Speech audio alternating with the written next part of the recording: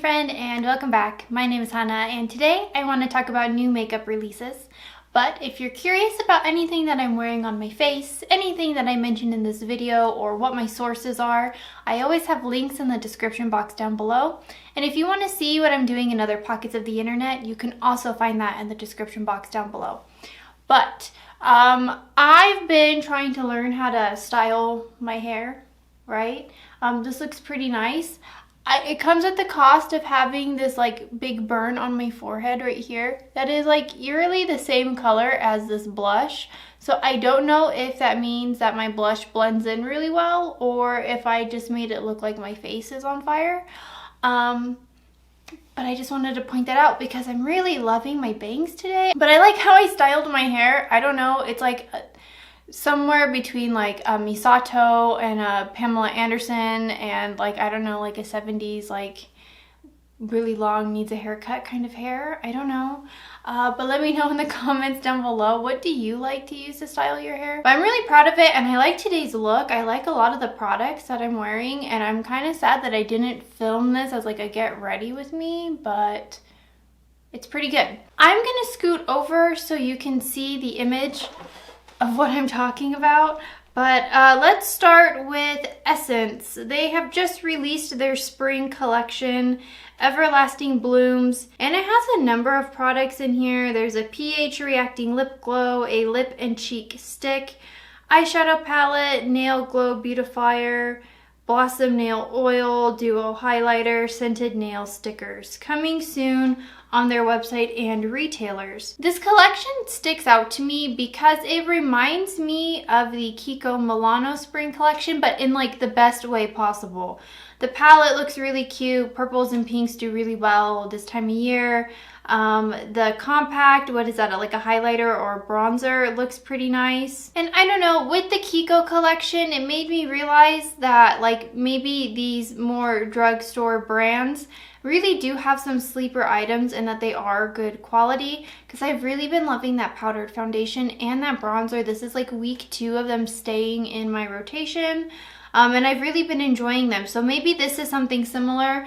I've tried a few items from Essence. I think they were more like trending, and I think if you just kind of come onto it on your own, the likeliness of you finding something that works for you is a little bit higher. Zara has also added more to their makeup line. They have a foundation and a concealer.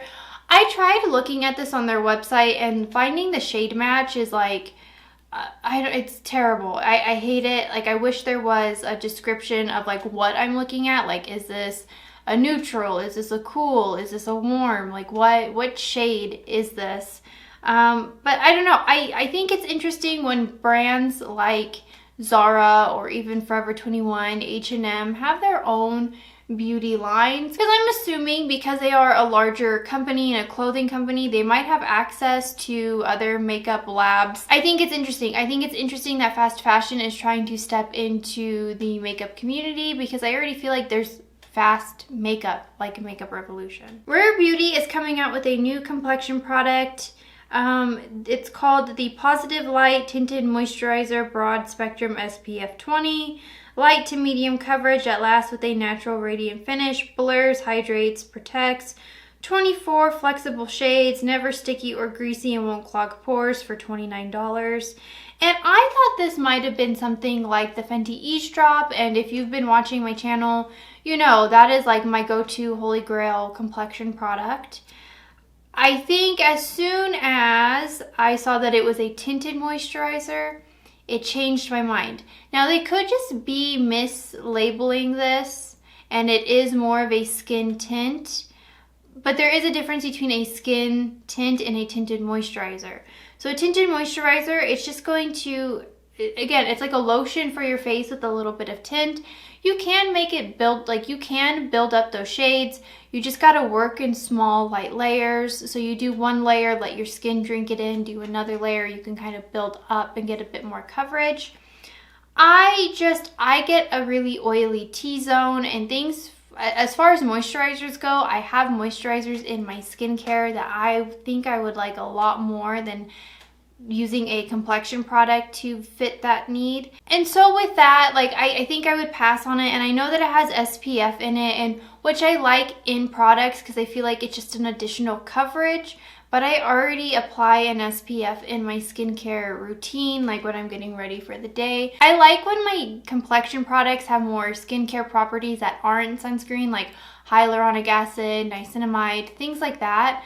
Again, that doesn't replace that in my skincare routine. I just feel like that little bit extra works really well with my skin, and I would rather have a little bit more skincare in my complexion product versus having a sunblock that might have like a white cast or something weird in it. Like, I already have a sunblock that I really love. I would rather other skincare properties be in my complexion product. Makeup Revolution has the new IRL Filter Longwear Foundation. Available in 30 shades, oil-free, shine-free, crease-proof, life-proof, and smudge-proof. 16-hour wear time, $13 will be available. It's apparently available now. I see Makeup Revolution, and I feel like they're what Forever 21 has become in the mall. Like, there was one point in time where you would be really excited to see them, and then now when you go into the mall and you see the Forever 21, you know you're not going to go in there, you're not going to find anything that you like, and if you do go in there, you're just going to be disappointed with what you're seeing. And I feel that way about Makeup Revolution. I want to try their product. Like, this looks like something I would be interested in, but I don't know. I don't trust the brand. I feel like they have a lot of like flop items. I love that it's affordable, but for me, it's still a waste of money if it was only $13 and I still don't use the item, because then that's $13 I could have put somewhere else. And to stick on to the Makeup Revolution train, they are doing a collaboration with the Powerpuff Girls. It is the XX section of the brand. And this is the same like sub company within the brand that did the Matrix collection, and I will leave that video linked down below if you haven't seen it. But basically, the Matrix collection had two palettes. One was like really bright, one was really grungy. I ended up making the same look out of both palettes by accident. So I don't know. I already hate this section of the brand. I don't think that they do anything particularly well. And looking at the art for the Powerpuff Girls, if you've watched the Powerpuff Girls, you know this is like the new series, and it could be that Cartoon Network wants to make the most out of this new series. I don't know how popular it was. I don't even know if it's still ongoing. I know I didn't check it out. I wasn't really interested. Every time I see a Powerpuff Girls drop, whether it be clothing, accessories, things like that, it's never the original Powerpuff Girls that I know. It's this new one.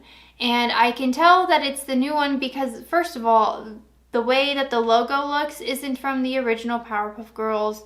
Bubbles has these hair ties, and everything is just drawn more like circular. And I just wonder, does Cartoon Network think that we can't tell the difference, or that we'll just buy it because it's Powerpuff Girls?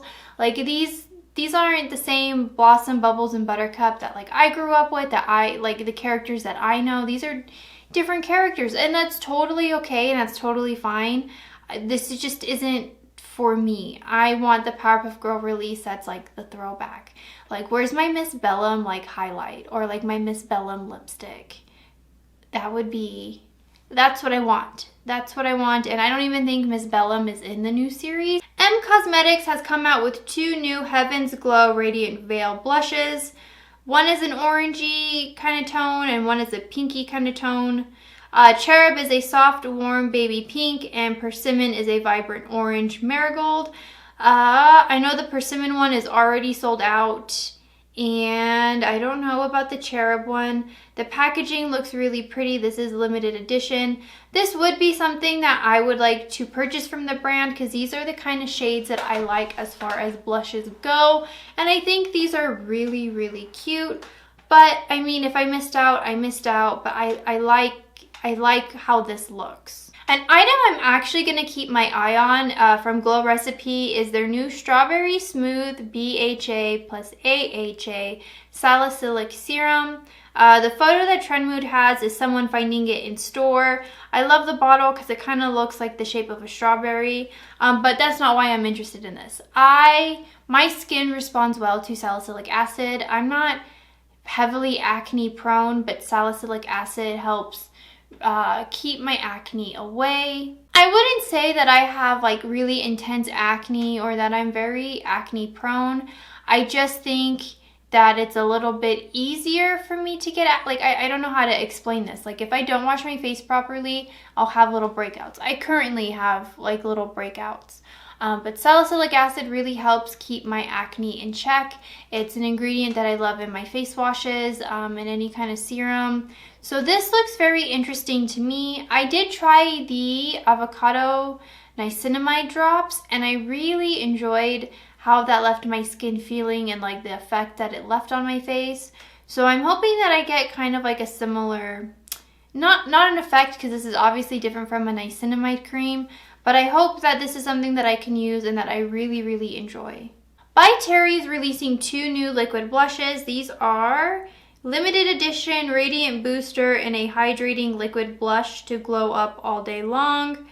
The first shade is a rose gold blush and the other is a warm copper shade. And I'm only really wanting to talk about this because I'm seeing a lot of brands for springtime releasing these same 2 shades, and they'll have them in like limited edition blush formulas.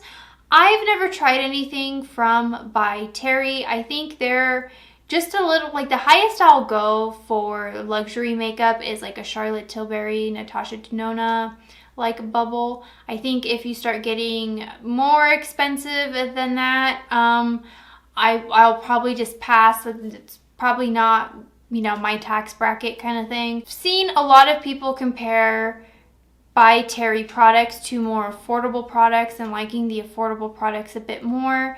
So it's not so much that these products specifically excite me. I just like that we're getting the same 2 shades. I think these are very safe shades to release at this time. REM Beauty is set to launch at Ulta on April 17th. They will be on Ulta.com and in select Ulta beauty stores. So I'm thinking if you live in a large city, you're probably going to see REM. I'm thinking if your closest Sephora is in a JCPenney, maybe. But if your Sephora isn't attached or inside of a mall, I don't know if you'll see REM Beauty. But this is, I wouldn't say like exciting for me per se, but I think this is exciting for makeup because right now Ulta is getting their hands on a lot of brands. And a lot of like big popular brands, not just like popular drugstore, but just popular trending brands in general. Is it Tony Moly or Toli Mole? I know them as a like drugstore K-beauty brand, but they're coming out with a new jelly lip melt.